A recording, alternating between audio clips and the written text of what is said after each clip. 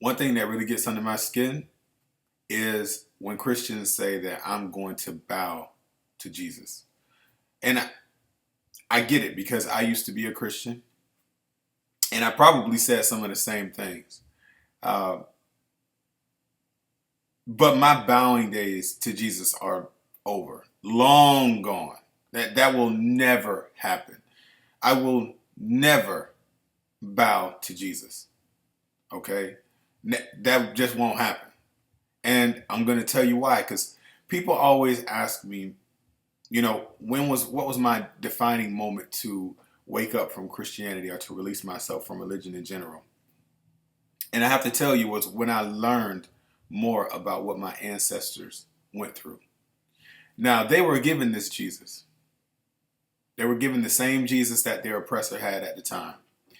And I want you to really think for a moment the things that our ancestors went through. Our more immediate ancestors, recent ancestors who lived through slavery. I want you to think about the fact that they were brought over on boats and treated in the most inhumane way, in such a bad way that people would literally throw themselves over the boat because they didn't want to live through those conditions. I want you to think about the fact that they would place these people in like a market square and touch their bodies and feel their muscles and look at their teeth to see how strong they were, and then put a price on their head. I want you to think about the fact that they will bash their teeth out to force feed them. I want you to think about the fact that they would rape our women, that they would literally take their babies right out of their stomachs. I want you to think about the fact that they would rip the families apart. I want you to think about the fact that they did not pay them. All right. I want you to think about the fact that they gave them their slops to eat. I want you to think about the fact that they would tie them up to poles and beat them to death, that they would hang them from trees. And they would call this strange fruit. I want you to think about how they divided us. I want you to think about how they killed us without any problems whatsoever. They would have public lynchings where all of them would come around and they would kill people who looked like me and you, and they would take pieces home, including the penis, right? These type of body parts home as something to remember the moment by. This is what we're dealing with.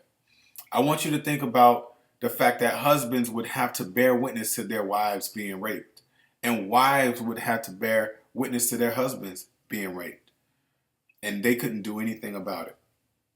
I want you to bear witness to that they will burn black people alive just to make an example for everybody else to obey. And then I want you to think about the fact that Jesus never once came to their rescue. Not once.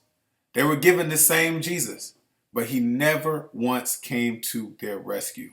Not once. So here's my thing, and here's my question. This is my way of thinking about it. You have an all-powerful God, right? Who's everywhere. Everywhere. He's all-powerful and he's everywhere. So he was there to bear witness of all of this happening. And not once did he lift a finger to do anything about it.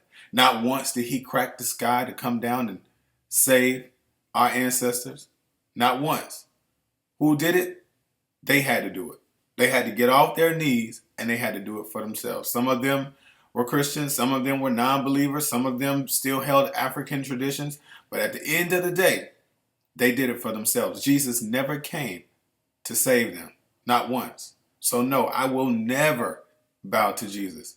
If Jesus is real, he will have to bow to my ancestors and apologize for not showing up when they needed him the most. What do we have need for a God? Like, do we have any need whatsoever for a God who doesn't show up when we need him the most? They prayed to him. They sang to him. We still sing some of the same songs that they sang back then.